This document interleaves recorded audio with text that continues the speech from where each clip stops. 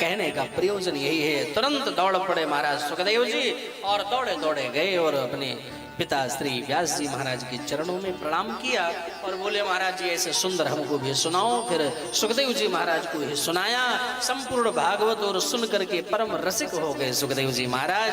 और वही भागवत जब परीक्षित जी को मरने का श्राप लगा तो श्री हमारे पूज्य श्री सुखदेव जी महाराज ने परीक्षित जी को मरने के श्राप जब लगे तब सुनाए जाकर के। बोले महाराज परीक्षित को श्राप क्यों लगा? परीक्षित किसके बेटा है? आखिर परीक्षित को ही श्राप क्यों लगा? किस कारण से लगा?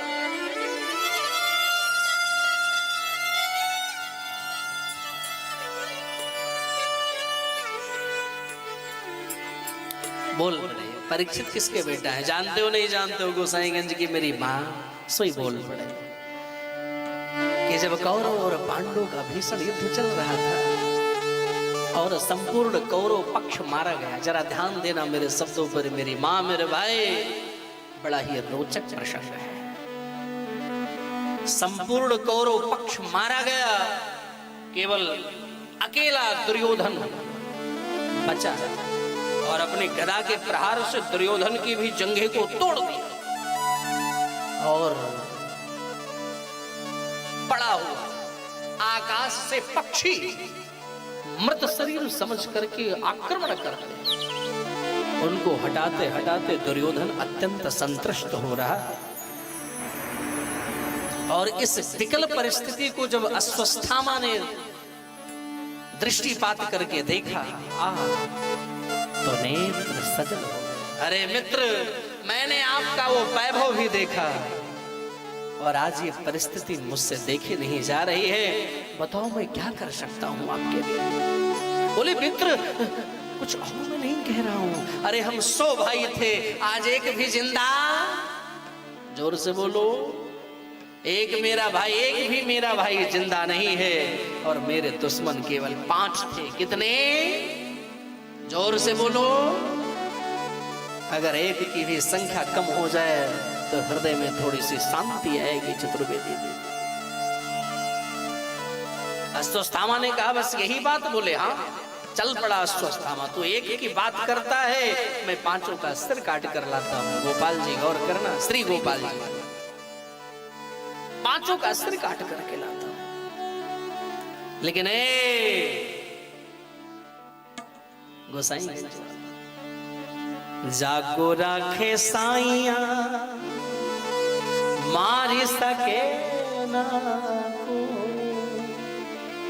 बाल ना बांका कर सके जो जग वैरी हो। जिसके रक्षक स्वयं परमात्मा हो, भला उसका कोई क्या कर सकता है?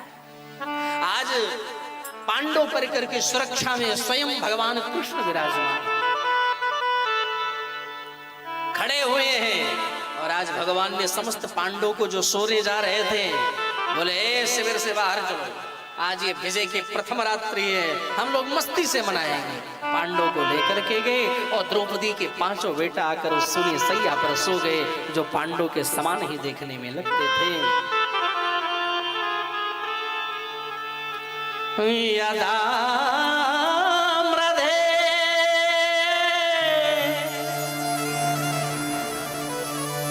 कवरौ संजयाना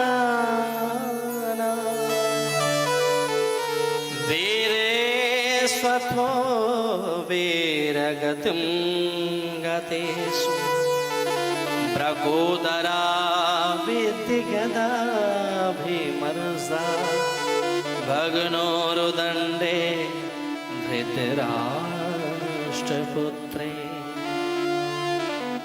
और पांडव के समान ही द्रौपदी पुत्र दिख रहे थे। आया अश्वस्थामा, उन्हीं को पांडव समझा, 5 का सिर काट दिया, लेकर चला गया। इस घटना का पता जब द्रौपदी माता को लगा तो अत्यंत चीत्कार करके रोने लगे, जोर जोर से रोने लगे। मेरे भाई बहन, क्योंकि माँ जो होती है ना, माँ अपने बच्चे से बड़ा प्रेम करती है, करती नहीं करती? जितनी यहाँ माँ बैठी हैं, बच्चा भले ही बदमाश हो ना, बच्चा बदमाशी करता है ना, कभी कभी तो परेशान हो जाती है, फिर भी लेकिन बच्चे से बड़ा प्रेम करती है, क्योंकि बेटा चीज ही ऐसी है, बेटे से अत्यंत प्रेम रहता है। बेटे की एक छोटी सी उंगली कट जाए ना, माँ बर्दाश्त नहीं कर पाएगी। जितनी उंगली से खून निकलेगा कटने के बाद, माँ के आंखों से उतनी ही स्पीड में आंसू निकलेगा, क्योंकि माँ माँ होती है। लेकिन माँ की कीमत उनसे पूछो जिनकी सर पर माँ का आशीर्वाद और माँ की छाया नहीं है। क्योंकि माँ अगर है ना, तो माँ माँ है।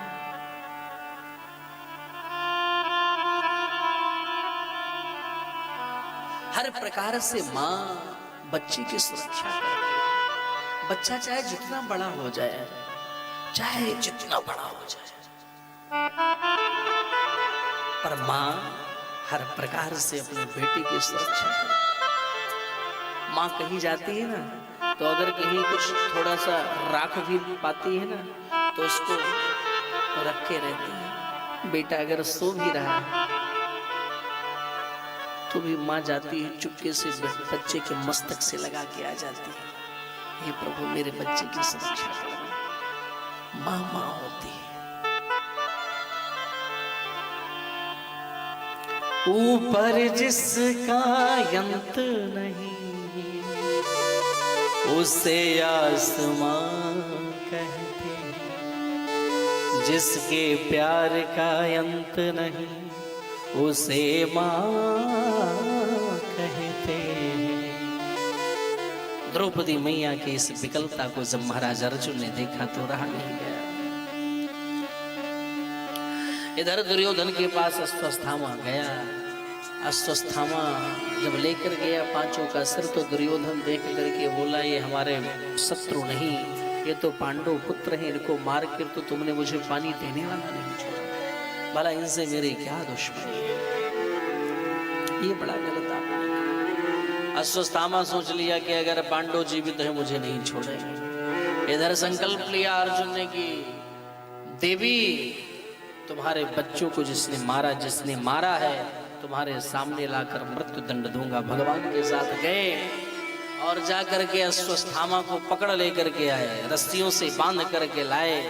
युद्ध हुआ, लेकिन युद्ध में परास्त किया अर्जुन ने, और लेकर के आए रस्सियों से बांध करके। जो द्रौपदी ने दूर से देखा रस्सियों से बंधे अश्वत्थामा को, दौड़ पड़ी, अरे खोलो खोलो खोलो खोलो खोलो खोलो, मुच्यताम मुच्यताम मुच्यताम मुच्यताम, ये साहब ब्राह्मणों नितरांग गुरु, अरे तुम रस्सी से बांध कर लाए हो, ये तुम्हारे गुरु का बेटा है, और अपने गुरु का बेटा गुरु के समान ही पूजनीय वंदनीय अर्चनीय होता है, आप इसे इस प्रकार से बांध कर क्या लाए हो? छोड़ दो छोड़ दो छोड़ दो छोड़ दो।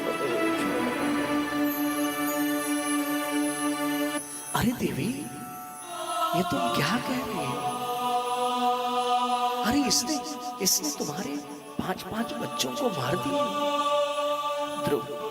देवी द्रौपदी बोल पड़े कि जरूर मार दिए, लेकिन क्या इसको दंडित करने से हमारे बच्चे वापस आएंगे?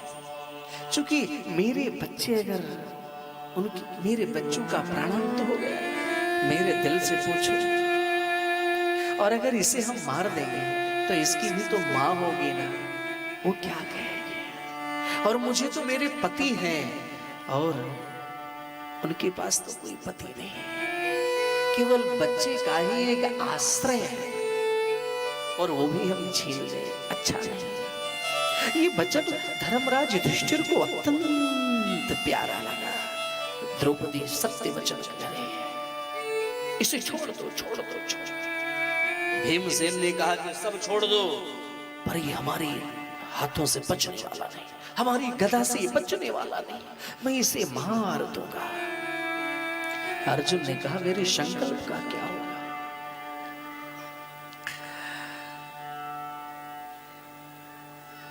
भगवान से पूछे कि हे प्रभु क्या करना चाहिए? तो भगवान बोल पड़े, ब्रह्म बंधुर्न हंतव्या आतताई बता रहा। देखो, ब्राह्मण का कभी वध नहीं करना चाहिए, लेकिन बालकों के हत्यारों को कभी छोड़ना नहीं चाहिए। तो इसे मारो भी और इसे, बोले सरकार ये अपने नाम और काम की तरह यहाँ ज्ञान क्यों बांट रहे?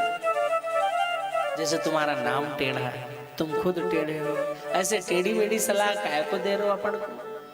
महाराज कुछ अच्छी सलाह दो। बोले हम तो सलाह अच्छी दे रहे हैं, आप समझ टेढ़ा रहे।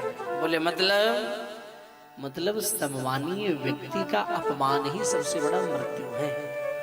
कोई बहुत प्रतिष्ठित और सामाजिक और सम्मानित है, अगर भरे समाज में उसको अपमानित करके छोड़ दो तो जितनी बार याद करेगा उतनी मौत मरेगा। क्या हुआ, आधी दाढ़ी और आधी मूछ अश्वत्थामा की सेविंग करके धक्के मार के बाहर निकाल दिया। अश्वत्थामा गया और सोचने